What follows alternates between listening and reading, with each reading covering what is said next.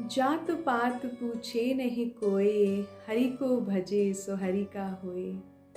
Hello everyone, आज मैं आप सभी के साथ संत श्री रैदास जी की लाइव स्टोरी जो है वो शेयर करने जा रही हूँ। जिस तरह से मीराबाई जी की पूर्व जन्म की स्टोरी है, उसी तरह से संत रैदास जी की भी पूर्व जन्म की एक बहुत छोटी सी स्टोरी है जो मैं आप सभी के साथ शेयर करूंगी। संत रैदास जी अपने पिछले जन्म में एक ब्रह्मचारी ब्राह्मण के रूप में जगत गुरु रामानंदाचार्य के यहाँ पे सेवा देते थे और उनका ये काम होता था कि वो ब्राह्मणों के पूरे गांव में जाते थे और ब्राह्मणों के घर से भिक्षा लेके आते थे।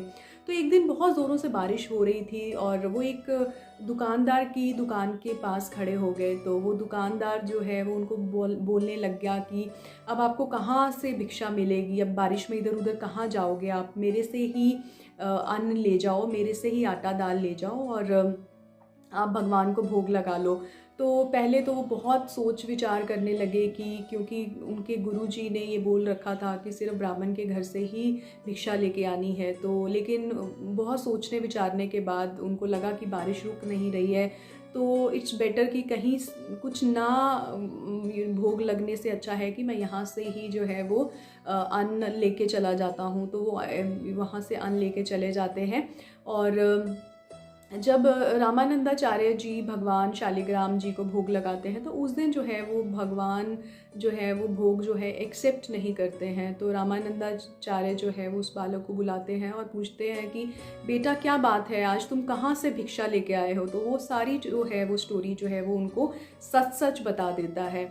तो रामानंदाचार्य जी थोड़े से हैरान होते हैं कि एक दुकानदार, एक वानिक का तो भगवान जो है वो अन्न हमेशा एक्सेप्ट करते हैं, तो क्या रीज़न है कि आज भगवान ने एक्सेप्ट नहीं किया। तो जब उन्होंने अपनी आंखें बंद करी और जब उसके पीछे की सारी स्टोरी देखी तो उनको पता चला कि एक रघु नाम का चरमकार जो काशी में रहता था, बहुत धनवान था, उसने जो है उस दुकानदार को अपना एक टोटका सिद्ध करने के लिए ये बोला था कि तुझे किसी तरह से ये अन्न जो है ये रामानंदाचार्य के पास पहुंचाना है, क्योंकि उसको बहुत ज़्यादा साल हो गए थे, उसके घर में कोई संतान नहीं हो रही थी। तो किसी ने बोला था कि अगर तू ये अन्न जो है रामानंदाचार्य को दे देगा, अगर उन तक तो तेरा ये पहुंच जाएगा तो तेरे घर ज़रूर जो है वो पुत्र की प्राप्ति होगी।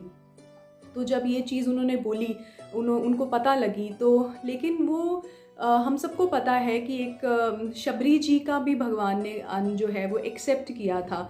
और ऐसी बात नहीं है कि चौथे वर्ण के जो है व्यक्ति का जो अन्न है वो भगवान नहीं एक्सेप्ट करते। बात ये थी कि उसका जो उसके पीछे का जो एक कारण था, उसके पीछे की जो श्रद्धा थी, वो तो सिर्फ एक टोटका को पूरा करने की थी। तो उस टाइम पे जो थे संत ने जब ये आंखें बंद करी तो उनको ये भी दिख गया कि इस चरमकार के, इस रघु के घर तो 7 जन्म तक कोई पुत्र की प्राप्ति नहीं है। लेकिन क्योंकि अब भगवान को जो है भोग लग चुका था तो उनको लगा कि अब तो हमें कुछ करना पड़ेगा। तो गुरुजी ने उस ब्राह्मण को बोला कि तू चरमकार का अन्न लेके आया है, जा तू अब चरमकार बन।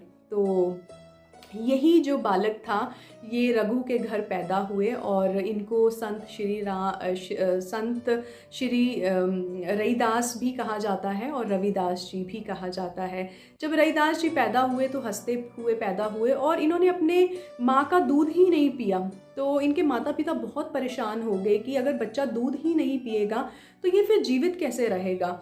तो उन्होंने ये बात जो है किसी तरह से रामानंदाचार्य तक जी पहुंची और वो तब उनकी बस्ती में आए और उन्होंने उनके माता पिता को ये बोला कि ये ज़रूर दूध पिएगा तुम्हारा। तो उन्होंने उनको गोदी में उठाया और उनके कान में एक मंत्र बोला और जब वो मंत्र बोला तो और साथ में ही उन्होंने जो है उनके माता पिता को भी मंत्र दिया, उनको दीक्षा दी, उनको नामदान दिया। और उसके बाद जो था रविदास जी ने जो है वो अपनी माँ का दूध पिया। संत रविदास जी बचपन से ही हमेशा राम राम रटते रहते थे, उनका ध्यान हमेशा भगवान की भक्ति में होता था। तो जब वो बच्चे थे तो एक बार उनको उनके फादर के लॉकर की चाबी मिल गई, तो वो उस लॉकर से पैसे निकालते थे और मुट्ठी भर के जो है वो काशी तट पे चले जाते थे और जितने भी वहाँ पे साधु संत होते थे उनको वो कुछ ना कुछ ले देते थे, खाना दे देते थे, तो पैसे दे देते थे। तो इस तरह से वो हमेशा ऐसे करते रहते थे। उनकी माँ को ये बात पता थी, लेकिन वो अपने पति को ये चीज़ नहीं बताती थी, क्योंकि उनको पता था कि उनके जो हस्बैंड है वो उनको, उनके बच्चे को जो है वो बहुत ज़्यादा पनिश करेंगे। तो जब एक बार उनके पिता को ये बात पता चल गई कि इस तरह से वो पैसे लेते हैं, तो उन्होंने बोला कि क्या बाप के माल पे ही संत सेवा करेगा, खुद पैसे कमा और जितनी मर्जी संत सेवा कर। और ये हम सबको पता है कि देखो, जिस पिता ने इतने ज़्यादा टोटके करे, इतने ज़्यादा मन्नतें मांगी एक पुत्र की प्राप्ति के लिए, और अगर वही पुत्र जो है वो उनके जैसा नहीं निकला जैसा वो चाहते थे, तो उन्होंने जो है वो उसको घर से बाहर निकाल दिया। उनकी जो पत्नी थी, उन्होंने संत रईदास जी की बहुत छोटी एज में ही शादी करवा दी थी कि शायद शादी होने के बाद ये थोड़ा सा सुधर जाए, इसका ध्यान थोड़ा गृहस्थी की तरफ आ जाए, पैसा कमाने की तरफ आ जाए। लेकिन संत रईदास जी पे कुछ भी फ़र्क नहीं पड़ा और वो वैसा ही करते थे जैसा वो पहले करते थे। तो जब वो 13-14 साल की उम्र के थे, तब उनके पिता ने उनको घर से बाहर निकाल दिया। तब वो काशी के बाज़ार में एक चटाई बिछा के जो है वो उन्होंने मोची का काम स्टार्ट कर दिया। और वो वहाँ पे भी वो क्या करते थे कि जितना जो लोग साधु होते थे, जो संत लोग उनके पास आते थे, उनसे वो पैसे ही नहीं लेते थे, और जितना वो पैसा कमाते थे उतने से ही उनका गुजारा होता था। तो एक बार प्रभु को बहुत ज़्यादा ये इस बात की चिंता हुई कि मेरा जो भक्त है, जो मेरी इतनी भक्ति करता है, वो इतना ज़्यादा दुखी है, वो इतना ज़्यादा गरीबी में है। तो वो एक भगवान जो है वो एक सेठ का वेश बनाकर उनके पास आए और उन्होंने अपनी एक जुत्ती जो है उनसे गंठवाई। तो उसके बदले में उन्होंने उनको एक अशर्फियों का जो है वो पोतली दी। तो वो जब उन्होंने वो दी, तो भगवान ने जो उनको बोला कि आप ये पैसे रख लो, तो उन्होंने बोला कि मैं इतने पैसे नहीं रख सकता इतना छोटे से काम के लिए। तो उन्होंने नहीं लिया। तो भगवान साथ में एक पारस भी लेके आए थे, तो उन्होंने बोला कि चलो अच्छा, पैसे नहीं लेगा तो पारस तो ले ही लेगा। तो उन्होंने बोला कि रविदास तू ये पारस रख लो। तो जब उन्होंने बोला, तो वो कहते हैं कि मैं क्या करूँगा पारस। तो उन्होंने बोला जिस भी चीज़ को तू ये टच करेगा तो वो सोने की बन जाएगी। तो संत रईदास जी के पास वो जूता गांठने वाली रापी पड़ी होती थी, तो उन्होंने, भगवान ने वो जो पारस है वो रापी पे टच करवाया तो वो सोने का बन गया। और लेकिन रविदास जी जो है वो उसको एक्सेप्ट नहीं कर रहे थे। तो तब भगवान ने बोला कि मैं इतनी लंबी यात्रा पे जा रहा हूँ, 1 साल की यात्रा पे जा रहा हूँ, तो तुम इसको ऐसे करो कि इसको अपने पास रख लो, मैं 1 साल के बाद फिर आऊँगा, तुमसे ले लूँगा। तो रविदास जी बोलते हैं वो मेरा छप्पर है, आप छप्पर पे कहीं पे भी रख के चले जाओ।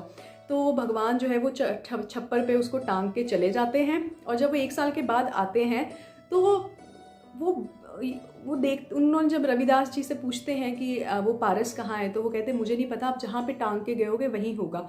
तो रविदास ने वो 1 साल में उस छप्पर को और उस पारस को हाथ भी नहीं लगाया। तो भगवान जो थे वो बहुत परेशान हो गए कि ये तो मतलब मेरी चीज़ें एक्सेप्ट ही नहीं कर रहा। तो वो उन्होंने फिर एक और चमत्कार किया। वो उनके घर पे जो है, जहाँ पे वो संत रईदास जी जो वो शालिग्राम जी को पूछते थे, तो उस के साथ में ही जब भी वो सुबह उठते थे तो उनको 5 सोने की मोहरें मिलती थी।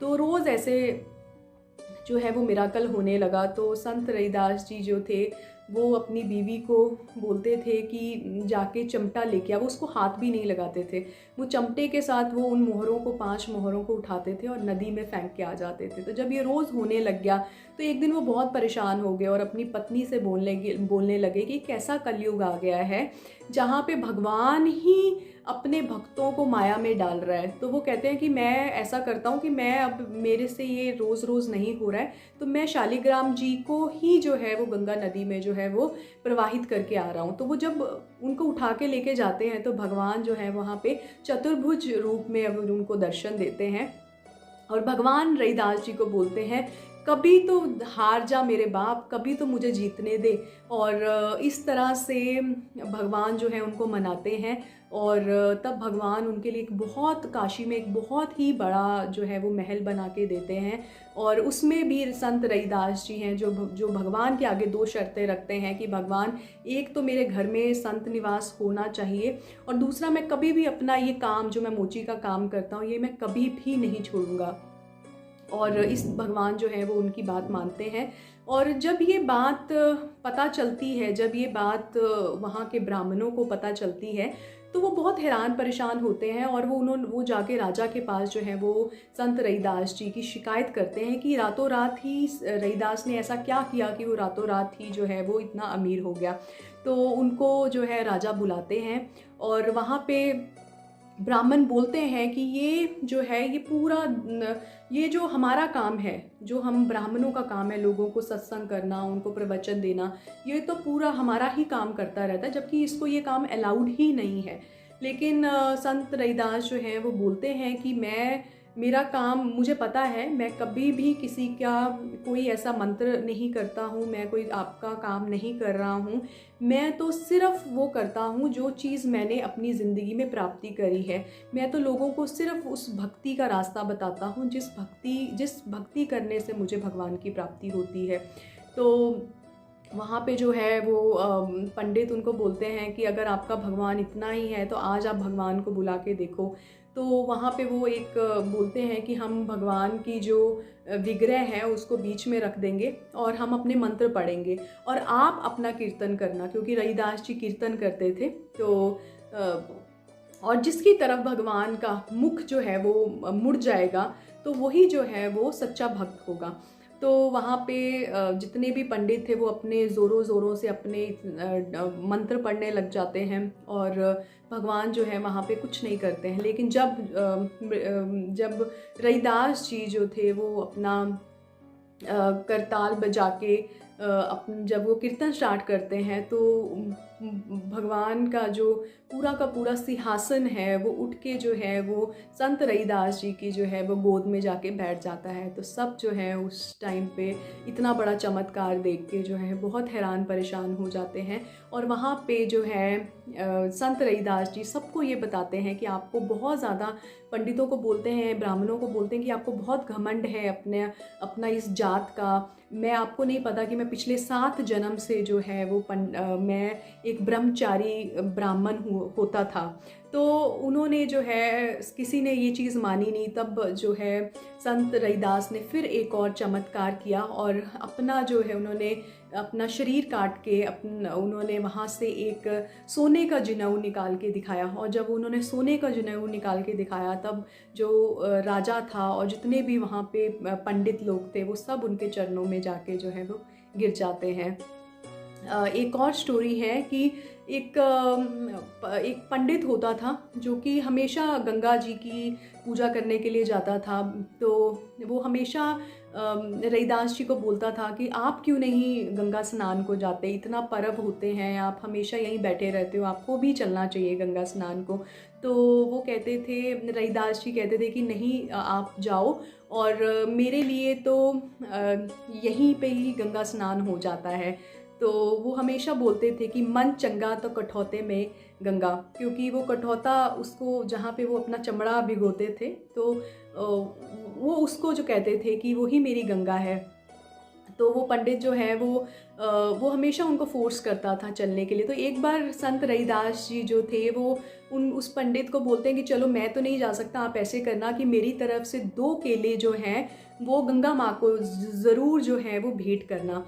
तो पंडित जो है वो गंगा माँ को जो है वो केले अर्पण करता है, और वो उसी वक्त जो है वहाँ से जो गंगा नदी से जो है हाथ निकलता है, और गंगा माँ जो है वो उस पंडित से जो केले हैं वो अपने हाथ में ले लेती हैं, और उसी तरफ से दूसरा हाथ जो निकलता है और वहाँ से एक सोने का कंगन, एक अद्भुत कंगन निकालती हैं। और वो कंगन जो है वो पंडित को बोलती हैं कि ये जाके मेरे पुत्र रविदास को ज़रूर भेंट में देना, बोलना तुम्हारी माँ ने दिया है।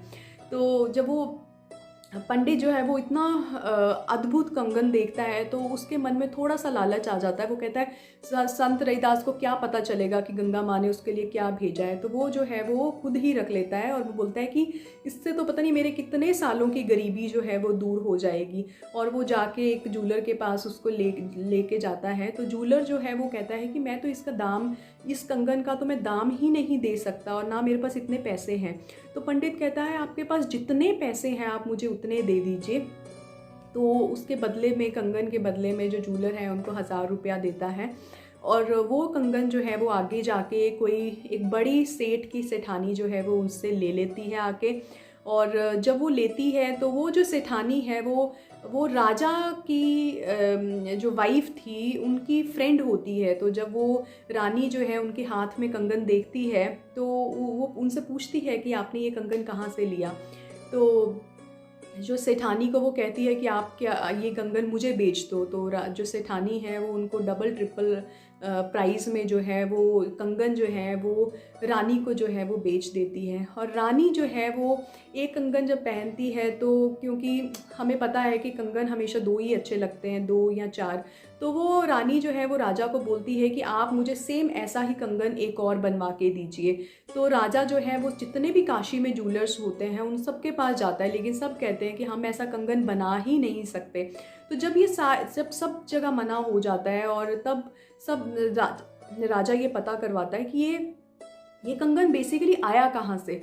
जब राजा को ये पता चलता है कि ये कंगन तो उन्हीं का जो पुरोहित है जो उनके राज दरबार में काम करता है उसी ने बेचा था, तो वो उसको बुलाते हैं और उसको कहते हैं कि हमें एक ऐसा सेम कंगन ला के दो। तो वो कहता है कि मेरे पास तो सिर्फ एक है। तो वो कहता है ऐसा हो ही नहीं सकता कि कंगन एक है, तुम्हारे पास एक और भी होगा, अगर जहाँ से तुम एक लाए हो वहाँ से एक और लेके आओ। तो वो जो पुरोहित है वो बहुत डर जाता है, उसको लगता है कि राजा पता नहीं उसको क्या पनिशमेंट देगा। तो वो फिर जो है वो संत रविदास जी के पास जाता है, उनको सारी स्टोरी बता देता है। तो संत रविदास जी कहते हैं कि आप तो उस दिन के बाद से, जब से मैंने आपको केले चढ़ाने के लिए दिए थे, आप तो उस दिन के बाद से गायब ही हो गए, आप कभी आए ही नहीं। तो जब वो सारी स्टोरी जो है वो जो पुरोहित है जो बताता है रविदास जी को, तो रविदास जी जो है वो फिर से बोलते हैं कि मैंने तो आपको बोला ही था कि मन चंगा तो कठौती में गंगा। तो वो बोलते हैं कि आप प्लीज़ मुझे 2 केले और दे दो, मैं इस बार गंगा मैया को चढ़ाऊँगा तो वो मुझे एक और कंगन देंगी और मेरी ज़िंदगी बच जाएगी, मेरी नौकरी बच जाएगी। तो संत रविदास जी बोलते हैं कि गंगा में जाने की ज़रूरत नहीं है, मैं आपको यहाँ पे ही कंगन ला देता हूँ। तो वो गंगा मैया को बोलते हैं कि गंगा मैया प्लीज़ अपने बेटे को एक और कंगन दो। तो जो वो कठौता पड़ा था होता है, जो उनके जहाँ पे जूते पड़े होते हैं वहाँ से एक हाथ निकलता है और वहाँ से गंगा माँ अपना हाथ निकालती हैं और एक कंगन और उनको दे देती हैं। और तब जो है वो रविदास जी बोलते हैं कि पंडित जी मैंने आपको बोला था ना, मन चंगा तो कठौती में गंगा। एक बार संत रविदास की वैसे तो बहुत जीवन जो है बहुत ही अद्भुत रहा है। उन्होंने पूरे जीवन काल में बहुत ज़्यादा मिराकल्स करे हैं। मैं सारी की सारी स्टोरीज़ तो आप लोगों के साथ नहीं शेयर कर पाऊँगी। एक और जो बहुत ही मेरे दिल को बहुत छू ली थी वो स्टोरी, कि संत रविदास जी के पास गोरखनाथ जी आए। गोरखनाथ जी पूरे भारत का भ्रमण करते थे। तो एक बार भ्रमण करते करते वो संत रविदास जी के पास पहुँचे, तो उन्होंने उनको बोला कि मुझे पानी पिलाओ। तो संत रविदास जी ने जो उनका कठौता होता था उसी में से पानी निकाल के उनको दे दिया। तो गोरखनाथ जी कहते हैं ये चाहे जितना मर्जी संत बन गया हो, हमने सुना है कि बहुत बड़ा संत बन गया है, बहुत धनवान बन गया है, लेकिन ये इसकी सोच अभी भी छोटी है। तो ये इस कठौते से कौन किसी को पानी पिलाएगा और कौन पानी पिएगा इस कठौते का। तो वो गोरखनाथ जी जो थे वो हमेशा अपने पास एक बर्तन रखते थे और खप्पर रखते थे, जिसको खप्पर बोलते हैं। तो वो खप्पर में उस खप्पर में वो पानी तो डलवा लेते हैं लेकिन उसको पीते नहीं हैं। और उसके बाद वो संत श्री कबीर जी के पास जाते हैं। तो कबीर जी उस दिन वहाँ पे घर पे उनको नहीं मिलते हैं। तो कबीर जी के 2 बच्चे थे, कमाल और कमाली। तो कमाली जो थी वो बोलते हैं, वो गोरखनाथ जी बोलते हैं कि कमाली जा मुझे पानी तो पिला। तो मैं तो तेरे चाचा के पास जाके आया, उसने तो मुझे पानी तक भी नहीं पिलाया, अपने कठौते का पानी मुझे दे दिया, मुझसे तो वो पिया नहीं गया। तो कमाली को क्योंकि सब पता होता है संत श्री रविदास जी के बारे में, तो वो कहती है गोरख चाचा क्या आप वो मुझे दे दोगे। तो वो पानी जो है वो गोरखनाथ उसको दे देते हैं। और जब वो छोटी सी बच्ची कमाली वो पानी पीती है तो उसी वक्त जो है वो उनको जो है वो ब्रह्म ज्ञान हो जाता है और उस टाइम वो एनलाइटन हो जाती हैं। तो कमाली की जो शादी होती है, कमाली की शादी होने के बाद वो मुल्तान चले जाती हैं, मुल्तान में उनकी शादी होती है। तो एक बार गोरखनाथ जी जो मुल्तान जाते हैं तो गोरखनाथ जी की एक कंडीशन होती है कि गोरखनाथ जी सिर्फ उसी का घर का खाते थे और उसी से खाते थे जो उनका खप्पर भरता था, क्योंकि उनका एक चमत्कारी खप्पर था जो भरता ही नहीं था। और जब कमाली को ये बात पता चली कि गोरखनाथ जी मुल्तान आए हैं तो वो अपने हस्बैंड को बोलती हैं कि आप जाओ और चाचा को घर पे बुलाओ। तो उनके पति कहते हैं क्या तुम्हारा दिमाग ख़राब हो गया है, तुम्हें नहीं पता कि गोरखनाथ जो है उनका चमत्कारी खप्पर है जो कभी भरता ही नहीं है, तो मैं तो उनको नहीं बुला सकता। तो वो कहती हैं आपको नहीं पता कि जो आपकी बीवी है वो भी एक सिद्ध बाप की बेटी है, आप जाओ मैं उनका खप्पर भर दूंगी। तो जो गोरखनाथ जी हैं वो उनके घर आते हैं और कमाली 4-5 दाने चावल के लेके आती हैं, उनके खप्पर में डालती हैं और वो पूरा का पूरा खप्पर भर जाता है। तो गोरखनाथ जी इतने हैरान, इतने परेशान होते हैं और वो पूछते हैं, बोलते हैं कि बेटी मुझे बताओ तुम हो कौन, तुम कौन हो जो इतना बड़ा चमत्कार कर सकती हो, क्योंकि मेरा खप्पर तो कोई भर ही नहीं सकता। तो वो बताती है कि चाचा मैं वही कमाली हूँ जिसको आपने संत रविदास जी का पानी दिया था और मैंने वो पानी जब पिया उसके बाद जो है मुझे ब्रह्म ज्ञान हो गया और तब से मैं चमत्कार कर सकती हूँ। और गोरखनाथ जी तब बहुत ज़्यादा लो फील करते हैं, वो बहुत ज़्यादा परेशान होते हैं और वो बोलते हैं कि मैं उस चरणामृत को समझ ही नहीं पाया और मैंने उसको एक गंदा पानी समझ के मैंने पिया ही नहीं। और उसके बाद वो जो है वो फिर से काशी जाते हैं, वो संत रविदास जी के पास जाते हैं, उनसे माफ़ी मांगते हैं और उनको बोलते हैं कि आप प्लीज़ मुझे ब्रह्म ज्ञान दीजिए, मुझे अपनी शरण में लीजिए, मुझे अपना शिष्य बनाइए। और इस तरह से गोरखनाथ जी को जो है संत श्री जो हैं वो उनको भी एक तरह से एनलाइटन करते हैं। और इस तरह से रविदास जी के जीवन में उन्होंने इतने ज़्यादा चमत्कार किए और 120 वर्ष की आयु में जो वो अंतर ध्यान हो गए। Thank you guys, thank you for watching. Hare Krishna.